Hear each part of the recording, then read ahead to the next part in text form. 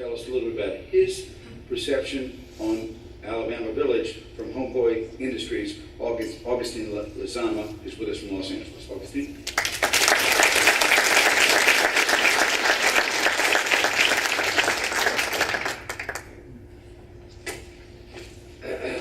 How's everybody doing? Good. All right. How could I match what we just all heard? I mean, what a great night, wouldn't you say? Yes. All right. Let's give everybody a round of applause. You know, I just want to start off by telling everybody here a little bit about me. You know, I work at Homeboy Industries. Homeboy Industries is the biggest gang intervention prevention program in the nation, you could call it that. And I've been there since 2005. So the reason why I'm telling you this is because, you know, a program like Light of the Village, I wouldn't be where I'm at today, in front of all of you today, if it wasn't for Homeboy Industries. A place that offers you hope, and a place that offers you a chance in life. I remember somebody told Father Greg once, Father Greg Boyle, he's the founder of Homeboy Industries, and they asked him, what do you see in these people? Why are you giving them a second chance in life? And I remember he stood there and Father Greg Boyle is white, right? So I seen him get a little red, so it was not hard to see that.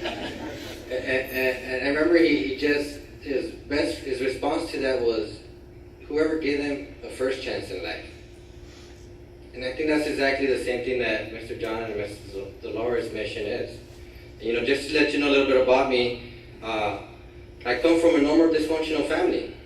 For me, it's normal, so I don't know about all of you. A mother raising 7 kids all by herself. And of course, me being the middle child, that didn't help much, right? I don't know who's the middle child here, but I grew up in poverty. The area was very gang infested. I mean, talk about horrible conditions.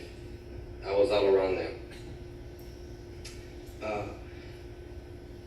Growing up, I always lacked the attention, discipline, unconditional love, and everything a child needs from a parent. My mother was always working 16-hour shifts to keep a roof over us and food on the table. So guess who started giving me that attention and love I was hungry for? The streets and the homies. Father Greg Boyle, founder of Homeboy Industries, always says, there's never a right child that ever joins a gang. A child who has everything, care, attention, unconditional love that a parent has to offer has no business ever joining a gang. So at the age of 12, already hanging out with the wrong crowd, something very impactful happened to me. I got shot by a 12-gauge shotgun just by hanging out in the corner with the friends. And this is what happened to my hand. A lot of you guys, because of the impact. I was 12 years old. Just imagine that. This is the world I grew up in. 11 months later, 13 years old now, I was driving around with my friend, Toby and Esther. We started turning this corner. We see 3 rival gang members. At the time I was ready for my gang. I was fully involved. Next thing I see Nestor getting off the car. And we start tying each other stuff. So as I'm getting off the car with Nestor, all I see is this one guy. He's holding a chrome gun pointing at us, and he starts shooting. Me and Nestor jumped back in the car. I remember as we both jumped in the car, we left the scene. We hit this red light. All I remember is seeing blood trickle down the back of the seat because I was in the back seat. And I remember as I looked over, it blew me away what I saw. 13 years old. This is already what I'm seeing. Nestor had a bullet hole here and a bullet hole coming out here. Remember, at 13 years old, I'm no doctor or nothing. I'm trying to I jumped over the seat, trying to hop up Nestor, picking him up, trying to put his brains back, giving him mouth to mouth. All I remember as we drove him to the hospital, as I'm trying to cover up the blood from stopping, remember he had my hand. He was holding onto my hand very tightly. I could see it in his eyes. He was just telling me, please don't let me go. That's exactly the look he was giving me. You know, this is exactly the same look I see in this kid's eyes. when I come to the village. You know, here at LOB, it seems like they're holding on to the light of the village, not wanting to let go tightly. They're holding on tightly, looking at you and wishing, hoping you would never let go of them. You know, the only hope they have left. That's the way I see it. Just like Dexter held down to me at those last moments, which he passed away the next day. The kids are holding on to the sacred place that offers them faith, hope, and love, light of the village. Now let's give a round of applause to Light of the Village, people.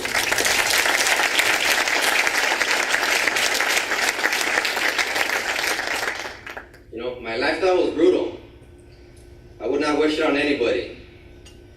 You know, out of 36 of us that were in the same clique in the neighborhood, my gang was very big, but out of 36 of us that I remember 8 of them moved out. Right now, it's like the 28 that are left. Right now, there's only 2 of us left. The rest are either doing a life sentence, never gonna get out, or they're buried at a cemetery. At the cemetery where my little brother is buried. My little brother got killed at 18 years old in 2005. A bullet pierced his heart. They say God works in strange and mysterious ways. I would be the first one in line to vouch to that. Just imagine this, an ex-gang member from East LA in front of all of you today. Wouldn't you say that's strange and mysterious?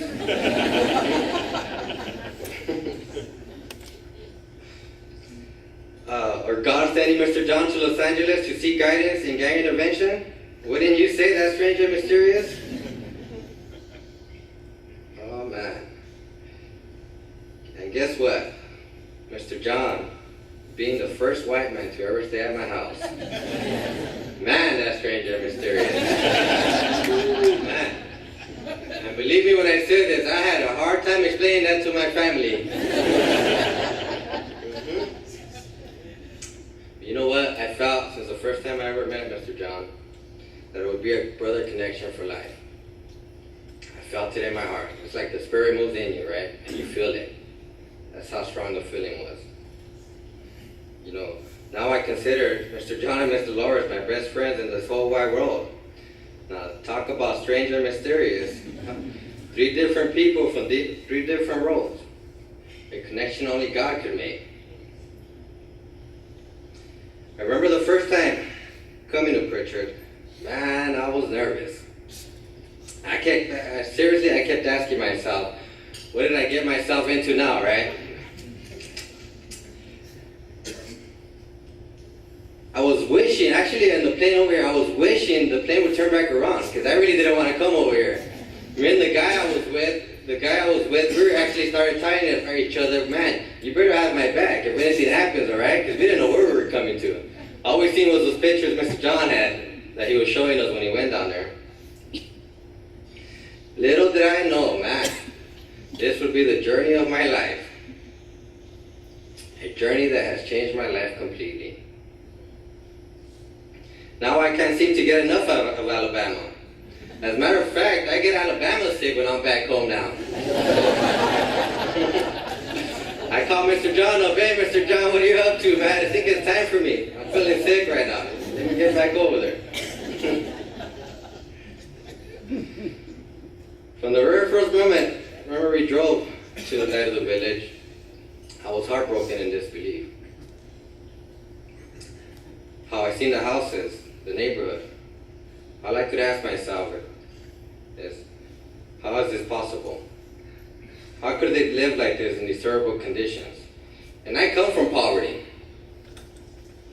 Talk about poverty, I know all about it when it comes down to Los Angeles. I thought I knew about poverty, man, I didn't know nothing about it until I came to Light of the Village. I remember as I laid in my room that night at John and Dolores' house, thinking of what I saw, the tears just started coming down my eyes. I hope they don't start right now, but because it just started rolling down my eyes. You know, and for me at the time, tears were still very foreign to me. It was still new to me. You know, it was the Spirit working through me. We all know gang members don't cry, right? But it was God. I could feel God's presence. I could see Him, feel Him working through me. And those tears years just started rolling. Right now, you know, this day today, this was in 2007. Today, I don't mind crying no more. I cry like a baby now, and I ain't ashamed of it. I'll tell you that right now. That's right, Caesar. You can tell all the homeboys when we get back.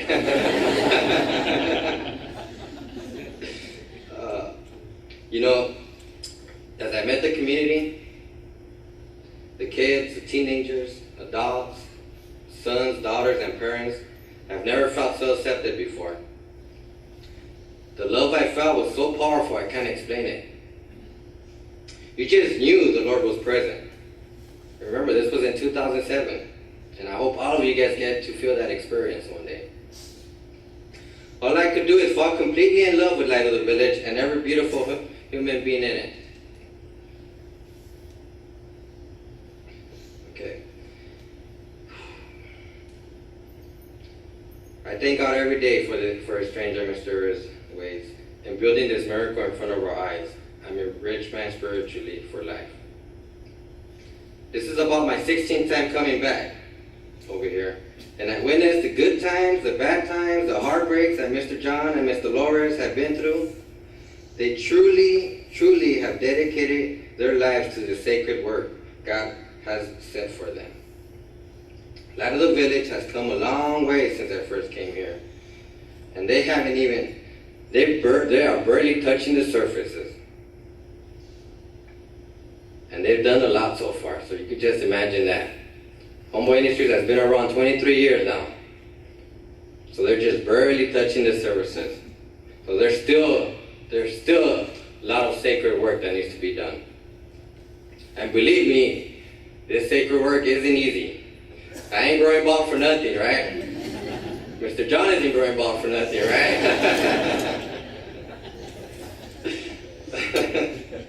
But you know what? I wouldn't change this sacred journey for nothing. It's really, truly 100% worth it. You know, I want to thank each and every one of you tonight for being here and supporting this sacred ministry. Because of great people and wonderful people like you, you are giving hope to the hopeless. An opportunity they probably won't get anywhere else. Because of a program like Light of the Village that gave me a chance and offered me hope, it is why I'm standing in front of all of you today. So thank you all for supporting this great task, this sacred ministry, and this sacred work. God bless you all. And one more other thing, Mr. John and Mr. Dolores, I just want to let you know, I totally look up to you. You are my heroes.